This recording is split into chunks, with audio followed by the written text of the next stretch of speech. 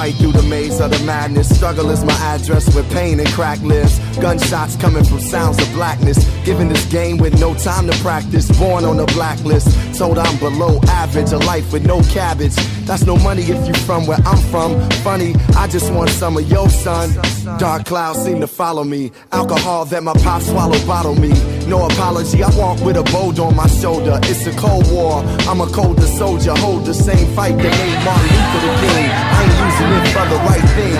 In between lean and the fiends, hustle and the schemes, I put together pieces of a dream. I still have one.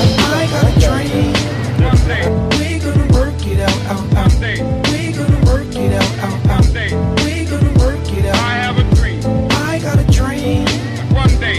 We gonna work it out, One day. We gonna work it out, One day. We gonna work it I out. have a dream. I got a dream. That one day. That one day. That one day. I'ma look deeper than myself. I gotta find a way. I have a dream. My dream is to be free. My dream is to be. My dream is to be. My dream is to be free. The world see me looking in the mirror. Images of me getting much clearer. Dear self, I wrote a letter just to better my soul. If I don't express it, then forever I hold inside. I'm from a side where we gotta control. Rap music and the hood play the fatherly role. My story like yours, yo, gotta be told. Trying to make it from a gangster to a Galia role. Red scrolls of stone slaves and Jewish people in cold cage. Hate has no color or age. Flip the page. Now my race became freedom. Right dreams in the dark, they far, but I can see them. I believe in heaven more than hell. Blessings more than jail. In the ghetto, letting love prevail. With a story to tell. My eyes see the glory and well, the world waiting for me to yell. I have a dream. I got a dream. One day. We gonna work it out. One day. We gonna work it out. One day. We gonna work it out. I have a dream. I got a dream. One day. We gonna work it out. One day. We gonna work it out. One day. We gonna work I it out. have a dream. I got a dream. That one day. That one day. That one day. I'ma look deeper than myself. I gotta find a way. I have a dream. My dream is to be free. My dream is to be. My dream is to be. My dream is to be free.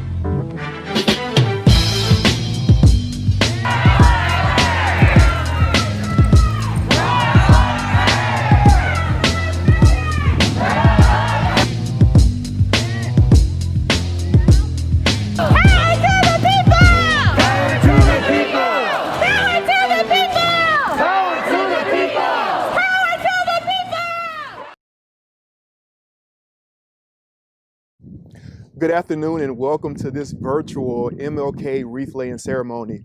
We are glad that you are joining us here. Although this is a different experience than we had last year, we are grateful that you're still able to join us in this virtual space.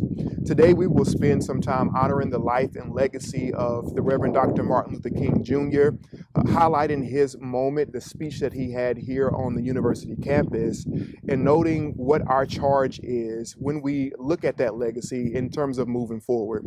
So we are grateful that you're here. We're going to have a greeting from Merida Allen, the Executive Director of the Multi-Ethnic Education and Engagement Center. We'll have a poem by student Gabe Gaiusbayode, and then we will also have a selection by Angelo Knight. Again, thank you for joining us, and we hope that you enjoy this virtual wreath laying ceremony. Again, thank you for joining us for this wreath laying ceremony for Martin Luther King's Celebration Week at the University of Dayton.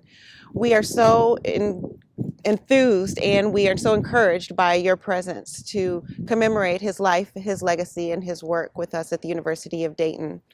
I would note that as we gather, we are laying this wreath here at the monument to remember his work.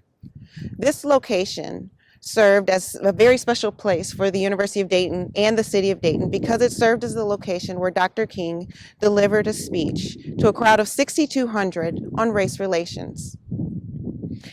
This topic was very important in 1964 in America regarding housing and his commitment to nonviolence. And he talked very powerfully about unconditional love. His legacy, service, and his commitment to continuing the impact on our nation for civil rights, civil liberties, and love for one another is important and still lives in the life and the work of the University of Dayton. I'd like to acknowledge and thank my colleagues and campus partners who are as well committed to continuing this life and work, and to our exceptional students who have taken the time to study, to learn, to serve, and to lead in honor of Dr. Martin Luther King.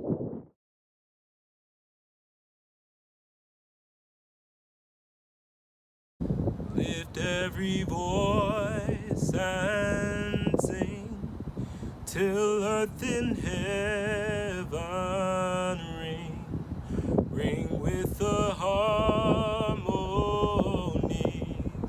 of liberty. Let our rejoicing rise as the listening skies. Let it resound loud as the rolling sea. Sing a song full of the faith that the dark past has taught us. Sing a song full of the hope that the present has brought us. Oh, facing the rising sun as our new day begun. Let us march on till victory is won.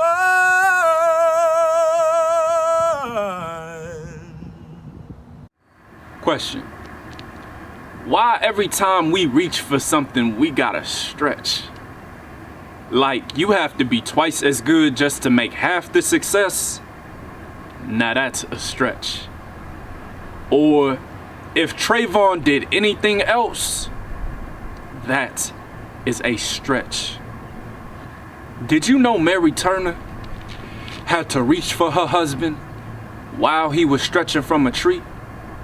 Baby cut out of her like a pumpkin carving, reaching for its mother while she was stretching from a tree.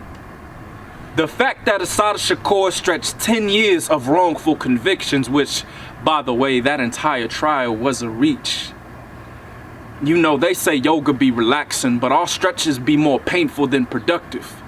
It shows why we're sore losers. We don't loose muscles, we lose tendons. The areas meant to connect muscle to bone, wrist to black fist, African America to Africa be like a torn ACL that has ended careers. What I'm trying to say is, Fred Hampton was shot while dreaming. The scorch marks tattooed the Tulsa streets are still singing "Father Stretch My Hands," not knowing that the producer is still sinking. Calling January 6th, 2021 a riot and not a terrorist attack is an unnecessary stretch. Just as much as calling Dr. Martin Luther King a domestic terrorist was an unnecessary stretch. See, we have been reaching for stars that have been shooting at us. This place of tranquility often feels like a tranquilizer.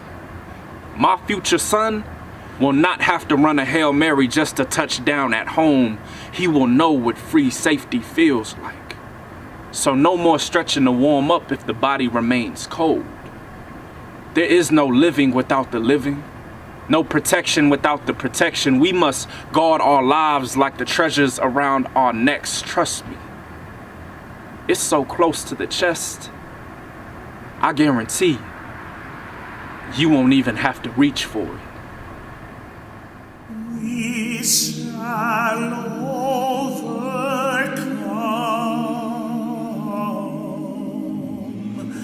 We shall overcome.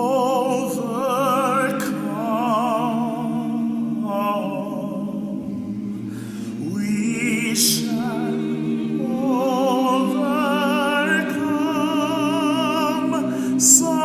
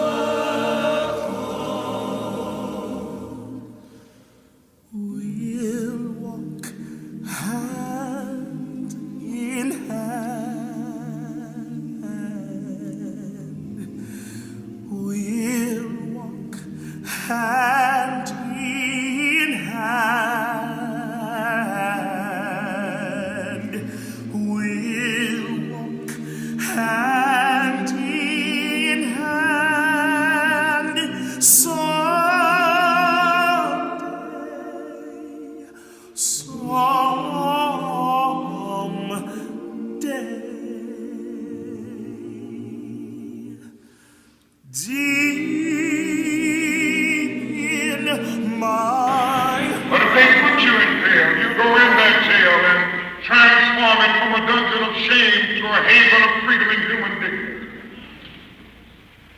Even if they try to kill you, you develop the inner conviction that there are some things so dear, some things so precious, some things so eternally true that they're worth dying for. And if a man has not discovered something that he will die for, he isn't fit to live.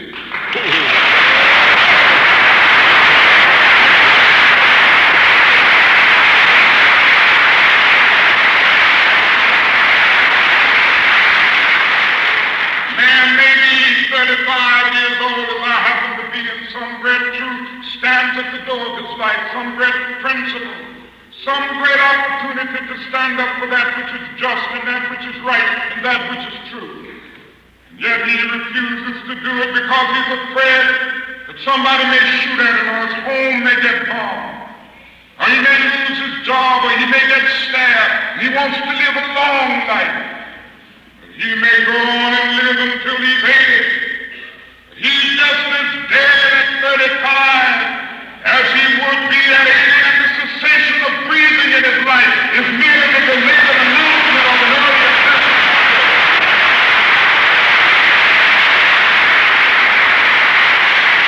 Nonviolence gives you the power to stand up here and now against the evils of our days.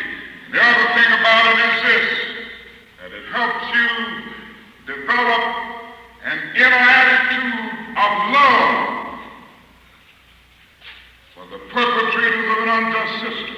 Now, this is difficult, but I don't apologize for advocating. And when I talk about love, I'm not talking about emotional bosh.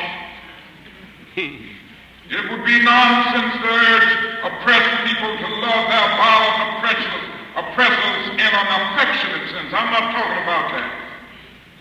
I'm talking about something much deeper. I'm talking about something that goes deep down within and that causes you to react toward every man with understanding goodwill.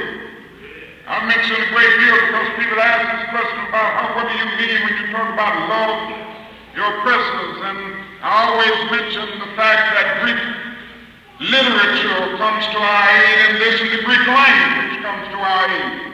In this, there are 3 words in Greek for love. I want to talk with you about them just a minute. There's one word called eros. Now that's a beautiful kind of love. Back in the days when a great philosopher like Plato wrote his dialogues, he talked about eros. It's a sort of aesthetic love, a yearning of the soul for the realm of the divine. This has come to us to be a sort of romantic love. And so in this sense, we've all experienced eros, and we've read about it in all the beauties of literature. In a sense, Edgar Allan Poe was talking about eros when he talked about his beautiful Annabel Lee surrounded by the halo of eternity with a love that great. In a sense, Shakespeare was talking about eros when he talked about love is not love, but alters with its alteration, finds a bench with a remover to remove. It is an ever-fixed mark that looks on tempest and is never shaken. It is a star to every wandering bark. You know, I can remember that because I have to quote it to my wife every now and then. That's eros. Now the Greek language talks about phileo. That's another word, and it's a very significant level of love. This is friendship, really. On this level, you love people that you like. You love because you are loved. Then the Greek language comes out with another word. It calls it agape. Agape is more than eros. Agape is more than friendship. Agape is more than romantic or aesthetic love. Agape is understanding, creative, redemptive goodwill for all men. It is an overflowing love that seeks nothing in return. Theologians would say that it is the love of God operating in the human heart. And when one rises to love on this level, he comes to the point of loving the person who does the evil deed while hating the deed that the person does. And I think this is what Jesus said. I think this is what Jesus meant when he said, love your enemies, and I'm so happy he didn't say like your enemies. Like